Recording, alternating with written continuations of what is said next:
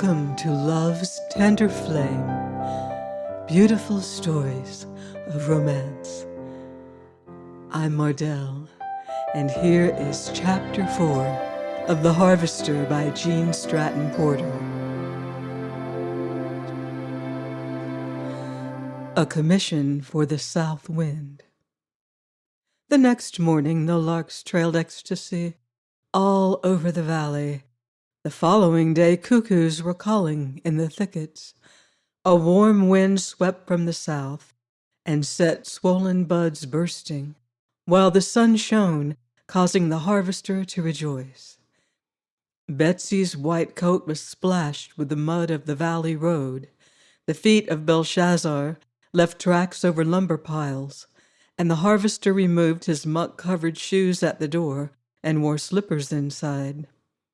The skunk cabbage appeared around the edge of the forest.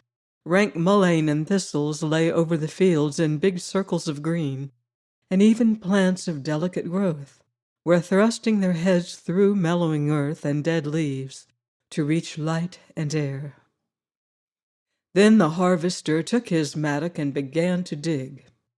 His level best fell so far short of what he felt capable of doing and desired to accomplish that the following day he put 2 more men on the job. Then the earth did fly, and so soon as the required space was excavated, the walls were lined with stone, and a smooth basement floor was made of cement. The night the new home stood, a skeleton of joists and rafters, gleaming whitely on the banks of Loon Lake. The harvester went to the bridge crossing Singing Water and slowly came up the driveway to see how the work appeared. He caught his breath as he advanced. He had intended to stake out generous rooms, but this, compared with the cabin, seemed like a big hotel.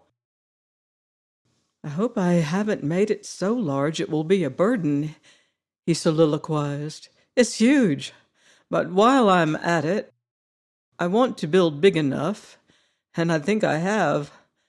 He stood on the driveway, his arms folded, and looked at the structure as he occasionally voiced his thoughts. "The next thing is to lay up the sidewalls and get the roof over. Got to have plenty of help, for those logs are hewed to 14 inches square. Some of them are 40 feet long. That's timber. Grew with me, too. Personally acquainted with almost every tree of it. We will bed them in cement, use care with the roof, and if that doesn't make a cool house in the summer and a warm one in the winter, I'll be disappointed. It sits among the trees and on the hillside just right. And we must have a wide porch, plenty of flowers, vines, ferns, and mosses, and when I get everything finished and she sees it, perhaps it will please her." A great horned owl swept down the hill, crossed the lake, and hooted from the forest of the opposite bank. The harvester thought of his dream and turned. "Any women walking the water tonight? Come if you like," he bantered. "I don't mind in the least. In fact, I'd rather enjoy it. I'd be so happy if you would come now and tell me how this appears to you. For it's all yours.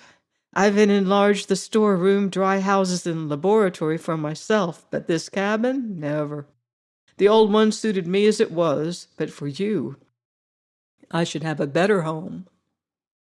The harvester glanced from the shining skeleton to the bridge of gold and back again. "Where are you tonight?" he questioned. "What are you doing? Can't you give me a hint of where to search for you when this is ready? I don't know, but I am beginning wrong. My little brothers of the wood do differently. They announce their intentions the first thing, flaunt their attractions, and display their strength. They say aloud for all the listening world to hear what is in their hearts. They chirp, chirp, and sing, warble, whistle, thrill, scream, and hoot it. They're strong on self-expression and appreciative of their appearance. They meet, court, mate, and then build a home together after a mutual plan. Why, it's a good way, too. I'm a lot surer of getting things satisfactory." The harvester sat on a lumber pile and gazed questioningly at the framework. "I wish I knew if I'm going at things right," he said. "There are two sides to consider. If she's in a good home and lovingly cared for, it would be proper to court her and get her promise if I could. No, I'm blessed if I'll be so modest. Get her promise, as I said, and let her wait while I build the cabin. But if she should be poor, tired, and neglected, then I ought to have this ready when I find her, so I could pick her up and bring her to it, with no more ceremony than the birds." The harvester's clear skin flushed crimson. "Of course, I don't mean no wedding ceremony," he amended. "I was thinking of a long time wasted in preliminaries when in my soul I know I'm going to marry my dream girl before I have ever seen her in reality. What would be the use in spending much time in courting? She is my wife now by every law of God. Let me get a glimpse of her, and I'll prove it. But I've got to make tracks, for if she were here, where would I put her? I must hurry." He went to the workroom and began polishing a tabletop. He had bought a chest of tools and was spending every spare minute on tables, chair seats, and legs. He had decided to make these first and carve candlesticks later when he had more time. 2 hours he worked at the furniture and then went to bed. The following morning he put eggs under several hens that wanted to set, trimmed his grapevines, examined the precious ginseng beds, attended his stock, got breakfast for Belshazzar and himself, and was ready for work when the first carpenter arrived. Laying hewed logs went speedily, and before the harvester believed it possible, the big shingles he had ordered were being nailed on the roof.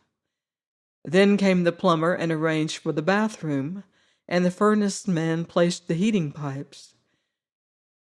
The harvester had intended the cabin to be mostly the work of his own hands, but when he saw how rapidly skilled carpenters worked, he changed his mind and had them finish the living room, his room, and the upstairs, and make over the dining room and kitchen. Her room he worked on alone, with a little help if he did not know how to join the different parts. Everything was plain and simple, after plans of his own, but the harvester laid floors and made window casings, seats, and doors of wood that the big factories of Grand Rapids used in veneering their finest furniture. When one of his carpenters pointed out this to him and suggested that he sell his lumber to McLean and use pine flooring from the mills, the harvester laughed at him.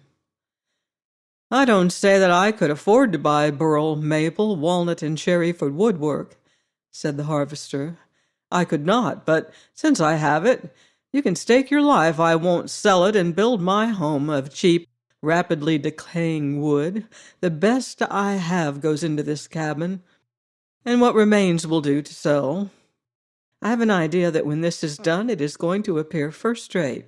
Anyway, it will be solid enough to last 1,000 years, and with every day of use, natural wood grows more beautiful. When we get some tables, couches, and chairs made from the same timber as the casings and the floors, I think it will be fine. I want money, but I don't want it bad enough to part with the best of anything I have for it. Now go carefully and neatly there. It will have to be changed if you don't." So the work progressed rapidly. When the carpenters had finished the last stroke on the big veranda, they remained a day more and made flower boxes and a swinging couch, and then the greedy harvester kept the best man with him a week longer to help on the furniture. "Ain't you gonna say a word about her, Langston?" asked this man as they put a mirror-like surface on a curly maple dressing tabletop. "Her?" ejaculated the harvester. "What do you mean?" "I haven't seen you bathe anywhere except in the lake since I've been here," said the carpenter. "Do you want me to think that a porcelain tub, this big closet, and a chest of drawers are for you?" A wave of crimson swept over the harvester. "No, they're not for me," he said simply. "I don't want to be any more different from other men than I can help, although I know that life in the woods, The rigid training of my mother and the reading of only the books that would aid in my work have made me individual in many of my thoughts and ways. I suppose most men just now would tell you anything you want to know. There's only one thing I can say. The best of my soul and brain, the best of my woods and storehouse, the best I can buy with money, is not good enough for her. That's all. For myself, I am getting ready to marry, of course. I think all normal men do, and that it is a matter of plain common sense that they should. Life with the right woman must be infinitely broader and better than alone. Are you married? Yes, got a wife and 4 children.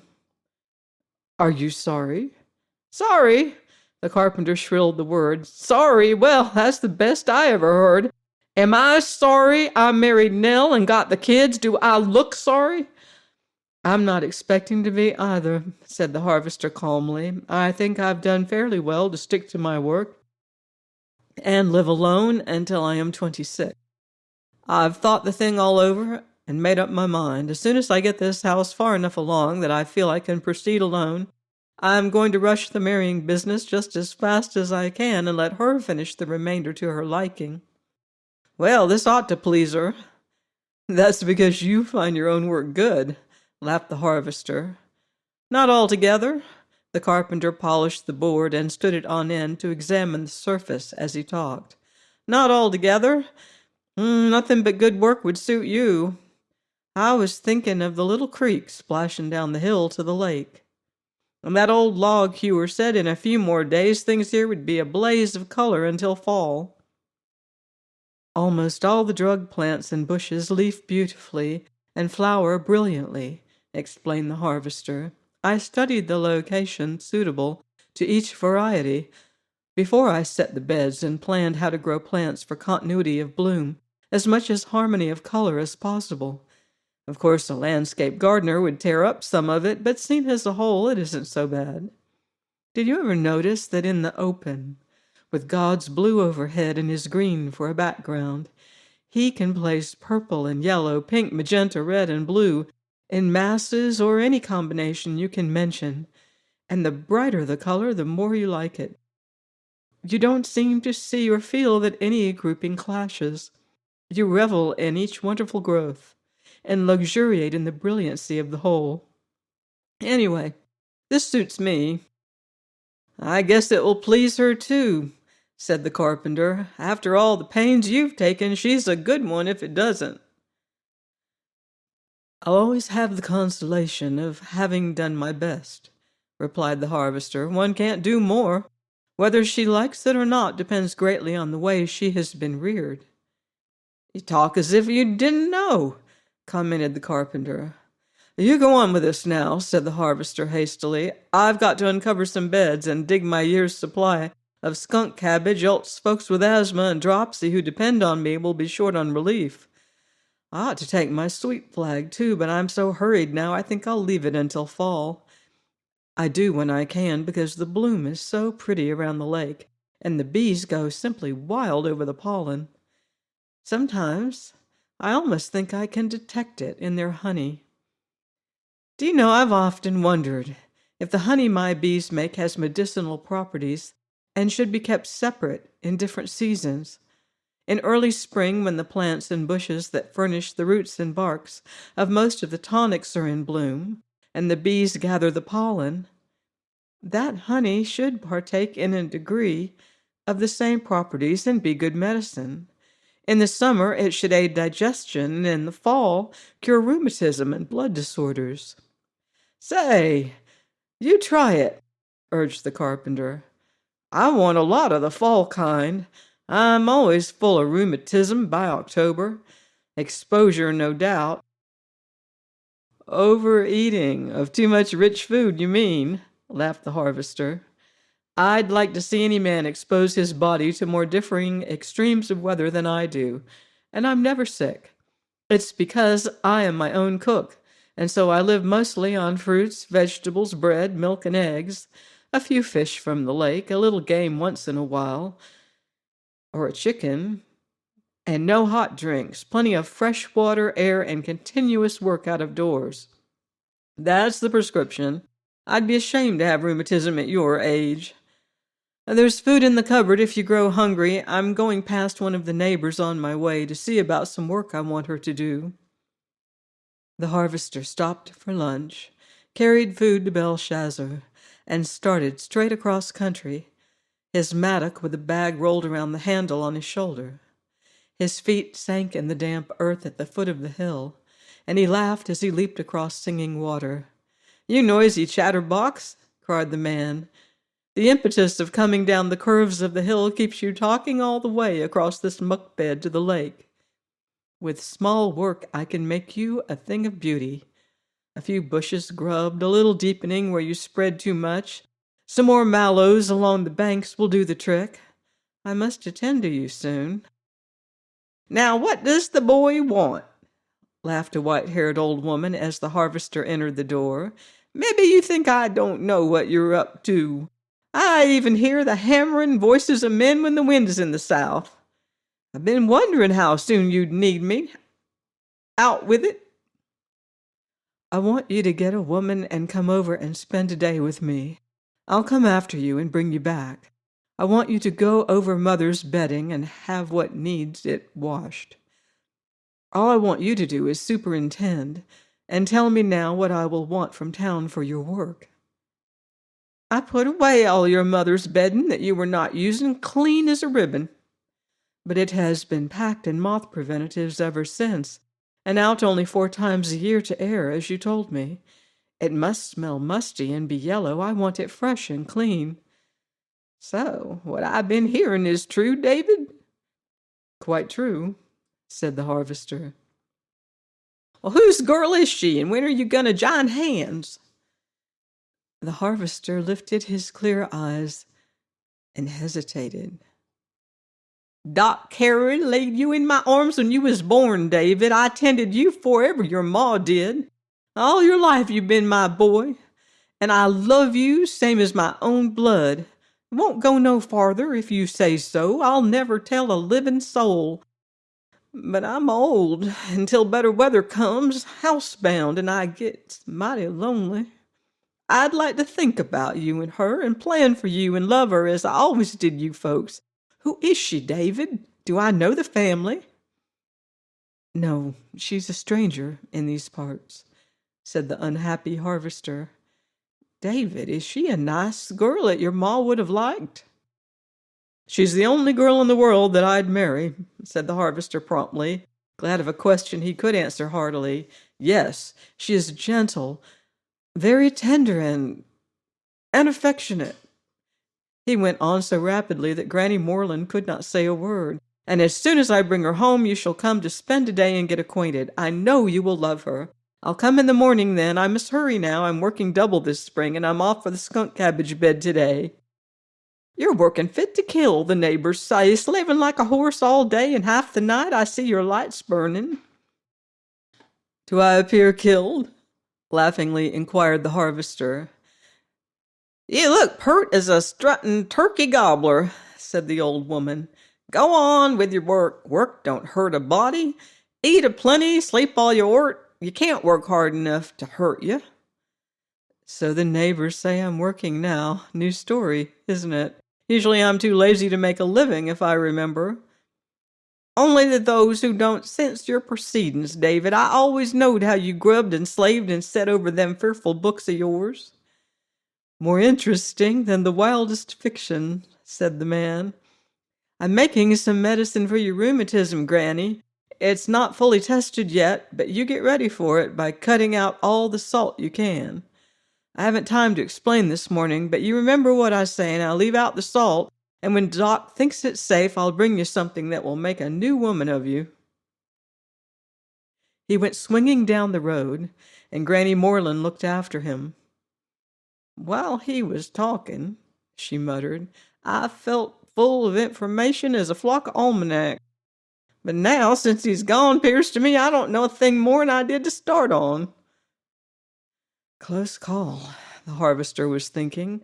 Why the nation did I admit anything to her? People may talk as they please so long as I don't sanction it, but I have 2 or 3 times. That's a fool trick. Suppose I can't find her. Maybe she won't look at me if I can. Then I'd have started something I couldn't finish. And if anybody thinks I'll end this by taking any girl I can get, if I can't find her, why, they think wrongly. Just the girl of my golden dream or no woman at all for me.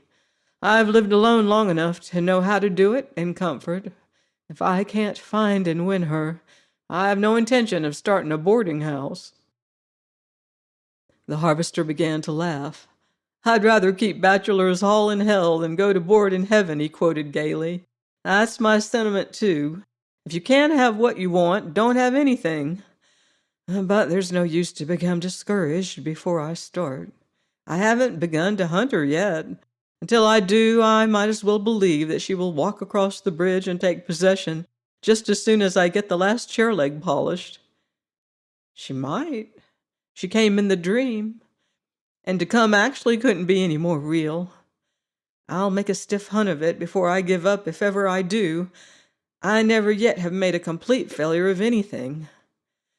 But just now I'm hunting skunk cabbage. It's precisely the time to take it.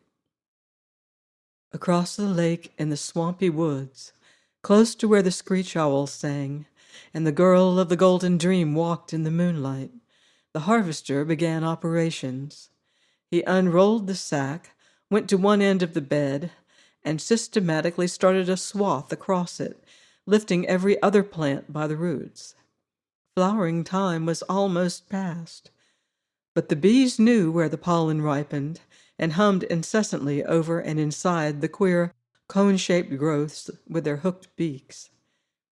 It almost appeared as if the sound made inside might be to give outsiders warning not to poach on occupied territory, for the harvester noticed that no bee entered a preempted plant. With skillful hand, each stroke brought up a root, and he tossed it to one side. The plants were vastly peculiar things. First, they seemed to be a curled leaf with no flower. In color, they shaded from yellow to almost black mahogany, and appeared as if they were a flower with no leaf. Closer examination proved there was a stout leaf with a heavy outside midrib, the tip of which curled over in a beak effect that wrapped around a peculiar flower of very disagreeable odor. The handling of these plants by the hundred so intensified this smell, the harvester shook his head. "I presume you are mostly mine," he said to the busy little workers around him. "If there's anything in my theory of honey having varying medicinal properties at different seasons, right now mine should be good for Granny's rheumatism and for nervous and dropsical people. I shouldn't think honey flavored with skunk cabbage would be fit to eat. But of course it isn't all this. There's catkin pollen on the wind. Hazel and sassafras are both in bloom now, and so are several of the earliest little flowers of the woods. You can gather enough of them combined to temper the disagreeable odor into a racy sweetness. And all the shrub blooms are good tonics, too, and some of the earthy ones. I'm going to try giving some of you empty cases next spring and analyzing the honey to learn if it isn't good medicine." The harvester straightened and leaned on the mattock to fill his lungs with fresh air, and as he delightedly sniffed it, he commented, "Nothing else has much of a chance since I've stirred up the cabbage bed. I can scent the catkins plainly being so close, and as I came here I could detect the hazel and sassafras all right." Around him, a peculiar raucous chattering for an instant hushed otherwood voices. The harvester looked up, laughing gaily. "So, you've decided to announce it to your tribe at last, have you?" he inquired. "You are waking the sleepers in their dens today. Well, there's nothing like waiting until you have a sure thing. The bluebirds broke the trail for the feathered folk the 24th of February. The sap oozed from the maples about the same time for the trees. The very first skunk cabbage was up quite a month ago to signal other plants to come on, and now you are rousing the furred folk. I'll write this down in my records. When the earliest bluebird sings, when the sap wets the maples, when the skunk cabbage flowers, and the first striped squirrel barks, why then it is spring." He bent to his task, and as he worked closer to the water, he noticed sweet flag leaves waving 2 inches tall beneath the surface. "Great day!" he cried. "There you are making signs too. And right, of course, nature is always right. Just 2 inches high and it's harvest for you. I can use a rake and dry it in the evaporator. You bring me 10 cents a pound. To the folks needing a tonic, you are worth a small fortune. No doubt you cost that by the time you reach them. But I fear I can't gather you just now. My head is a little preoccupied these days. What with the cabbage, and now you, and many of the bushes and trees making signs, with a new cabin to build and furnish, with a girl to find and win, I'm what you might call busy. I've covered my bookshelf. I positively don't dare look at Emerson or Maeterlinck in the face. One consolation: I've got the best of Thoreau in my head, and if I read Stickeen a few times more, I'll be able to recite that. There's a man for you, not to mention the dog. Belle, where are you? Would you stick to me like that?" "I think you would, but you're a big, strong fellow. Stickeen was only such a mite of a dog, but what a man he followed. I feel as if I should put on high-heeled slippers and carry a fan and a lace handkerchief when I think of him. And yet most men wouldn't consider my job so easy." The harvester rapidly pitched the evil-smelling plants into big heaps, and as he worked he imitated the sounds around him as closely as he could. The song sparrow laughed at him and flew away in disgust when he tried its notes. The jay took time to consider, but was not fooled. The nuthatch ran headfirst down trees larvae hunting, and was never a mite deceived. But the killdeer on invisible legs, circling the lake shore, replied instantly. So did the lark soaring above, and the dove of the elm thicket close beside. The glittering blackbirds, flashing over every treetop, answered the tchee of the harvester quite as readily as their mates. The last time he paused to rest, he had studied sense.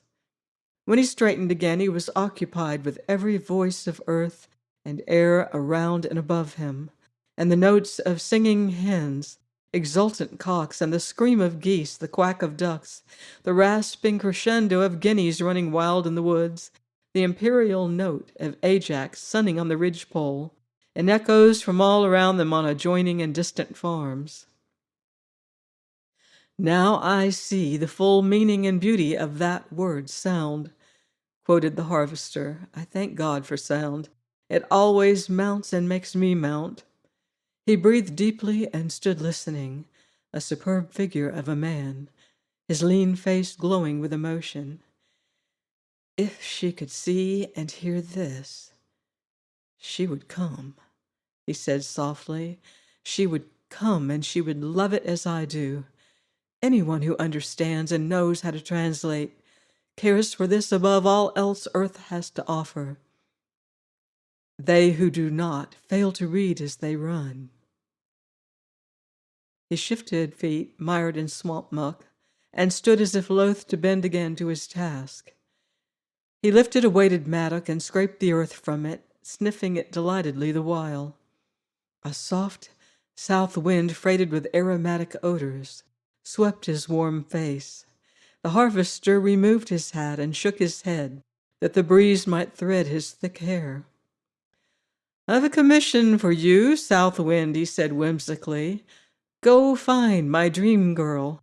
Go carry her this message from me. Freight your breath with spicy pollen, sun warmth and flower nectar. Fill her senses with delight, and then, close to her ear, whisper it softly. Your lover is coming. Tell her that, O South Wind. Carry Araby to her nostrils, heaven to her ears, and then whisper and whisper it over and over until you arouse the passion of the earth in her blood. Tell her what is rioting in my heart and brain and soul this morning. Repeat it until she must awake to its meaning. Your lover is coming." Please join me next week for another chapter of romance in The Harvester by Gene Stratton Porter. Until then, love deeply and live beautifully.